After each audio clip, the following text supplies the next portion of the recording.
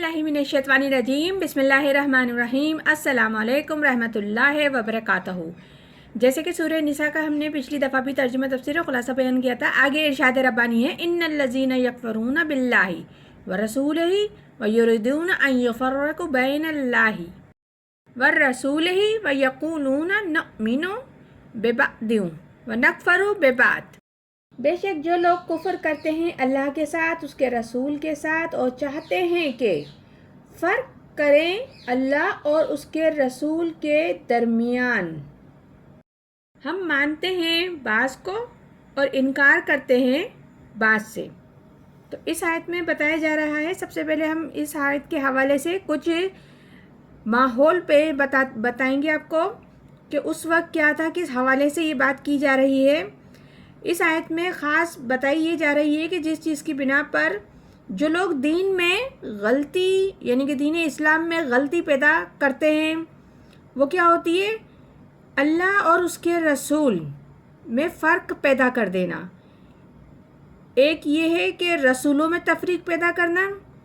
कि रसूल को मानना, किसी एक रसूल को मानना, किसी रसूल को ना मानना, एक फ़र्क ये होता है। और एक होता है अल्लाह को अलहदा कर देना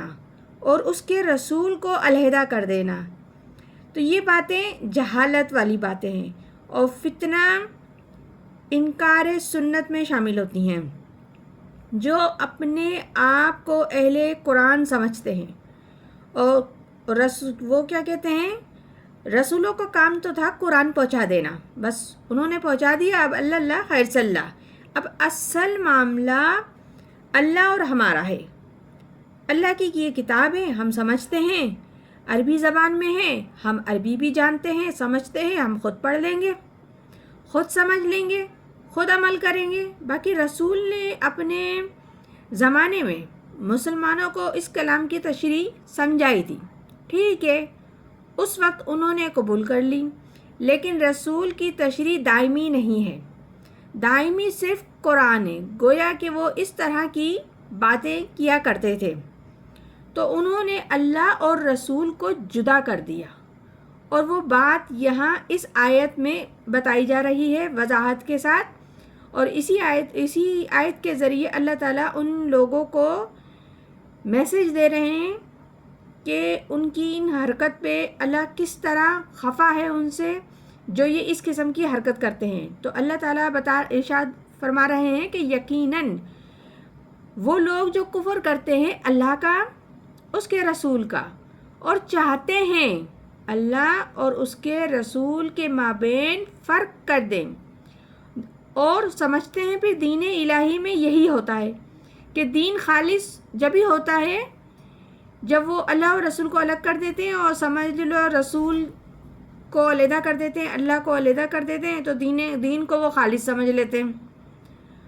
और अगर वो समझते हैं कि दीन रसूल की निस्बत है, जब अगर रसूल की निस्बत हो जाएगा तो दीन, जैसे ये दीन ईसा है,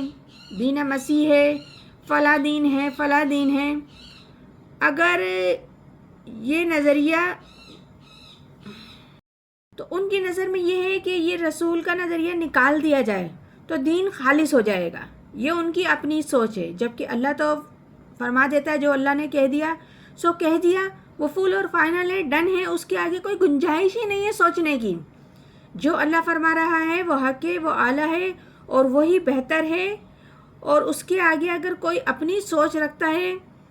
तो वो दीन से आगे निकलने की कोशिश करता है, वो मुनाफिकत में भी शामिल होता है, दीन के दायरे से भी बाहर होता है, और वो कुफ्र की तरफ जा रहा है। तो इसी बुनियाद पर वो लोग कहते हैं कि हम कुछ को मानेंगे, कुछ को नहीं मानेंगे, मतलब कि कुछ रसूलों को मानेंगे, कुछ रसूलों को नहीं मानेंगे, अल्लाह को मानेंगे, रसूलों को मानना ज़रूरी नहीं है। अल्लाह की किताब है, ठीक है, इस बात को भी हम मानते हैं, और रसूल और सुन्नत का मानना कोई ज़रूरी नहीं है। ये सोच होती है उन लोगों की, क्योंकि वो तो फ़र्क पैदा कर रहे हैं, अपने आप को ज़्यादा फाजिल आलिम समझ रहे हैं, और वो अपने आप को अहले ईमान वाले समझ रहे हैं, और ये उनका गुमान है कि हम अपने आप को खालिस कर रहे हैं, दीन को खालिस कर रहे हैं, तो डायरेक्ट हम अल्लाह से कर लेते हैं और ना रसूल को समझना ज़रूरी नहीं है। وَيُرِيدُونَ أَن يَتَّخِذُوا بَيْنَ ذَلِكَ سَبِيلًا، وہ چاہتے ہیں کہ پکڑیں اس کے بیچ کی ایک اور راہ۔ یہاں بتایا جا رہا ہے کہ وہ لوگ کیا چاہتے ہیں کہ اس کے مابین ایک اور دوسرا راستہ نکال لیں، کہ اللہ کو ایک طرف کر دیں، رسول کو ایک طرف کر دیں، اور اسی پگڈنڈی پہ ہم اپنا ایمان، دین، اسلام سب لے کر چلتے رہیں اور اپنے آپ کو خالص اور دین حق کے ماننے والا سمجھتے رہیں۔ تو پھر رب العزت ایسے لوگوں کے لیے کیا ارشاد فرما رہے ہیں؟ اولئک ھم الکافرون حقا واعتدنا للکافرین عذابا مہین، وہ ایسے ہی لوگ ہیں کافر، یقیناً تیار کر رکھا ہے ہم نے کافروں کے واسطے دردناک آمیزش۔ تو اس آیت میں پھر اللہ تعالیٰ کھول کے بیان فرما رہے ہیں کہ ٹھیک ہے، تم اپنی ایک سوچ رکھ کے چل رہے ہو اور اپنے حساب سے دین کو چلا رہے ہو، یعنی کہ اللہ کے رسول کے حکم کی نافرمانی کرتے ہوئے اپنے طریقے سے اپنے آپ کو بہتر سمجھ رہے ہو اور اسی پر گامزہ ہو، تو جان لو کہ یہ لوگ کٹر کافر لوگ ہیں، اور ان کے لیے نہ تو ہدایت ہے، نہ یہ ہدایت لینے والے ہیں، نہ ہدایت کو سمجھنے والے، نہ ہدایت پر آنے والے ہیں۔ تو ان پر رب العزت مہر لگا دیتا ہے کہ ان کا کافر ہونے میں کوئی شک نہیں، کوئی شبہ نہیں، اور یہ حق کے کافر ہیں، یعنی کہ یہ حق کا انکار کر رہے ہیں، تو حق کے خلاف لڑ رہے ہیں، حق کے خلاف کھڑے ہوئے ہیں۔ تو پھر یاد رکھو، ہم نے بھی ایسے کافروں کے لیے بڑا دردناک عذاب تیار کر رکھا ہے، جو کبھی ان پہ سے ہلکا نہیں کیا جائے گا، اور انہیں وہ جب تک، وہ تو مرنا تو ہے ہی نہیں، یہ تو دنیا میں ہے، موت تو آنی ہے، پھر اوپر جا کے حساب دینا ہے، اور ہمیشہ ہمیشہ پھر اس دردناک عذاب میں ان کو مبتلا رہنا ہے، جس میں ان کو کوئی نجات نہیں ہوگی، کوئی نکالنے والا نہیں ہوگا، اور وہ سدا اس میں رہیں گے وہ لوگ۔ تو یہ سورہ نساء ہے، جس کی ابھی ہم نے 2 آیتوں کا ترجمہ، تفسیر اور خلاصہ بیان کیا۔ انشاءاللہ تعالیٰ مزید بھی آگے کرتے رہیں گے۔ پروردگار عالم ہم سب کو قرآن پاک صحیح طریقے سے پڑھنے، سمجھنے اور عمل کرنے کی توفیق عطا فرمائے۔ آمین ثم آمین۔ جزاک اللہ۔ اگر آپ کو یہ ویڈیو پسند آئی ہو، اسے لائک کریں، سبسکرائب کریں اور جزائے خیر کے طور پر آگے شیئر کریں۔